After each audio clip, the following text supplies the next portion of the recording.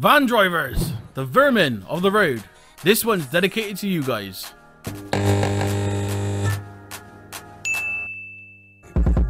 So it's been a while since I've done one of these videos, and it just so happens that I've got a nice little collection of clowns that somehow managed to obtain a driving license, most likely from giving the examiner special favours. Now, talking of special, our first fine specimen comes in the form of a very angry looking turnip farmer driving a sweet looking Fiat Doblo, a vehicle they somehow managed to make look as ugly as it sounds. Clearly they took inspiration from the likes of Perodua and Dayu when designing this little gem, but it could be worse, it could be a lot worse. They could have modelled it on their own stunning Fiat Multipla. Yeah, I know. So back to our van driving vermin. Please take notes of the smashed mirror and cracked bumper. This is pretty much a good indication that the full wing control may possibly be partially blind. Now, my issue today is not with the vehicle, but with the monumental Pratt sitting in the driver's seat. You can tell this is the kind of guy that sits in a beige rocking chair with a flowery carpet, a tweed flat cap, and a big smoking pipe, watching black and white TV. The kind of guy that takes offence to a certain feminine hygiene product and quickly whips out his calligraphy pen, a pot of ink, and starts to write a complaint letter expressing his extreme displeasure. The kind of guy that sits behind you in traffic waiting for any excuse to turn red in the face and start flapping like a fucking bird for absolutely no reason.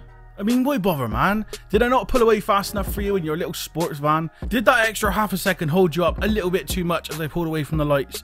Or is it because you're in a rush to get to the nearest supermarket because you're in desperate need of a pack of adult nappies?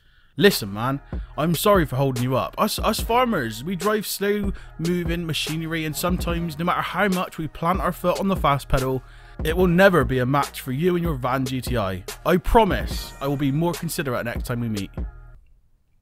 While on the subject of bells in blue vans, here we have an equally impatient visually impaired driver, and I use that term very loosely. Not the best at keeping within the lines. He doesn't look too sure about which way he wants to go. Hold on. In fact, he simply wants to give me kisses. Yeah, kinky little devil. Now, don't get me wrong, I do absolutely love being the receiver of such affection, but is there any need to attempt an overtake when clearly you have nowhere to go? I mean, I was seriously thinking about kissing you back, but now you've just demonstrated how low of an IQ you actually have. I've completely gone off the idea, to be honest. Get in the bin, mate. Oh, here we have one of my all-time favourites, top of the line van, GTI, complete with Go Faster stripes and chrome scaffolding. Perfectly placed. Oh, that was a big pop. Perfectly placed to hide the front number plate. Now, unlike the last guy, this one has style. This one has excellent taste. This one is pretty smart. Fitting aftermarket accessories to cover the number plate is one of the best ways to avoid attracting attention from the dreaded clowns in fancy dress. Now, I really like this guy. Genuinely, this chap, so intelligent that he's even able to use his phone while driving. Take a look. This is a man doing more than one thing at once. And here I am, sat here thinking multitasking was a gift given only to the female of our species. Now, I imagine the conversation he's having goes a little something like this. Alright, my lover, I'm in the van now. I'll be home as quick as I can, alright? Alright, me darling, don't be too long, wine. I'm just getting the tea out the oven. Okay, I'm stuck in traffic at the moment. Hope you're not on your phone whilst driving. You better be parked up. Nah, don't worry about that. I've got big metal bars covering me number plate. No one's gonna catch me. You said that last time and we ended up selling our kids to pay the fine. Listen, woman, I said don't worry about it. I'm a multitasking man. What if someone with them dash cams see you on your phone while driving? What if the police catch you? Yeah, that's why I paid extra for the sports van, so I can just speed off, you stupid woman. Oh, hang on.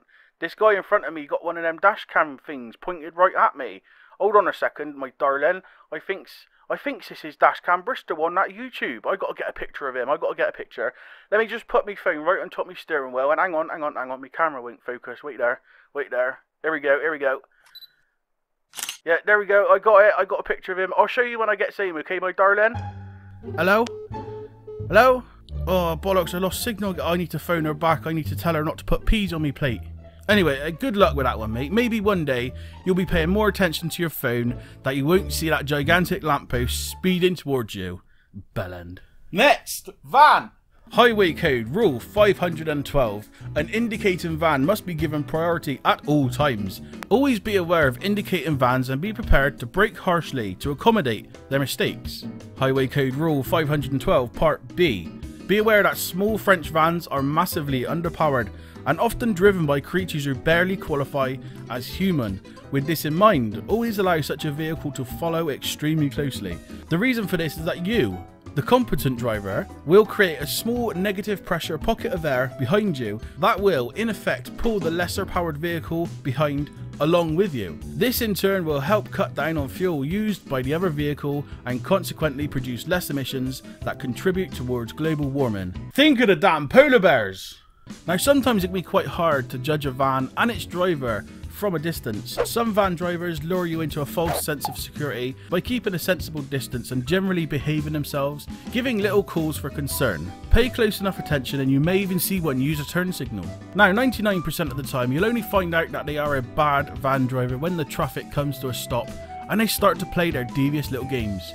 Normally what happens, they position themselves in the seat, they sit upright, they lean forward a little bit to get a good view down the bonnet, and then they attempt to assert their authority by stopping roughly 1 to 3 inches away from your rear bumper. Now van drivers in the wild will often do things to show dominance or to try and intimidate others. They're also known to display this behaviour in the presence of females as a way of showing off. The best way to deal with this is to simply move forward and watch the reaction closely of the van driver. If they move forward and continue the same tactics, you should be a little concerned and possibly ready to defend yourself. Because as mentioned before, this behaviour is only exhibited at certain times, so he either wants to fight us or mate with us. Now luckily for me, this particular specimen does not wish to mate with me, but is in fact attempting to show off his alpha male status in the presence of other lesser males, which can be seen snuggled up and packed very tightly in the cab next to him. Now a common myth surrounding van drivers is that they have homosexual tendencies, but this is simply not true. They just enjoy being surrounded by others of their own species, especially in tight confined spaces. Now what good would a dedicated van video be without one of the more rare and exotic vans making an appearance? These ones are known for having very bad pedal control, as can be seen by the random acceleration and late braking. And as with many van drivers, the longer you drive your van, the lower the IQ. This one's obviously been driving for quite a few years, demonstrated by the lack of steering ability. Now driving vans for a long time can cause colour blindness, which can be observed by the fact that it tries to undertake despite a big flashing orange light fixed to the back of my car. Also, as a quick suggestion, get rid of that mess in your cab, man. It's making my OCD flare up. And finally, to finish off the video dedicated to the van driving vermin, I thought I'd include this little backwards sewer dwelling ape. He's sat in the driver's seat of probably one of the most boring and uninteresting vans ever manufactured. Now these type of people I like to call roulette creepers. As the name suggests, they have excellent clutch control. They can often be seen creeping up behind you, normally at the speed of ½ an inch per second. Some of the more professional roulette creepers can even go slower than this, but the aim of the game is ultimately to creep as slowly as possible and to get as close as possible to the vehicle in front without actually making contact. This is primarily a sport practiced exclusively by small vans, but recently it's been adopted by BMW and Audi drivers. So this is just a small example of some of the behaviours exhibited by van drivers. There are many different variations of van driver, but these are the most common, and you will have most likely encountered them at some point in your driving life. So to all the new drivers who have recently passed their test, hopefully this video helped you out in understanding the behaviour of some of these people. Just try not to get upset or panic if you encounter one on your journey. 99.999% of the time, their actions are harmless. You just got to give them a little more space and try not to make eye contact with them. And remember, never, ever use any hand signals to express your dislike to them. They are much stronger than you and will not think twice about throwing you in the back of their van and performing unspeakable acts on you. Right, so that's it for today. Leave a like if you encountered a van driver on the roads while you have been driving. Let me know what happened in the comments below. Subscribe to the channel if you want to see more crap like this. And if you like, come and join my anti-van protest group over on Patreon. And I'll see you in the next video.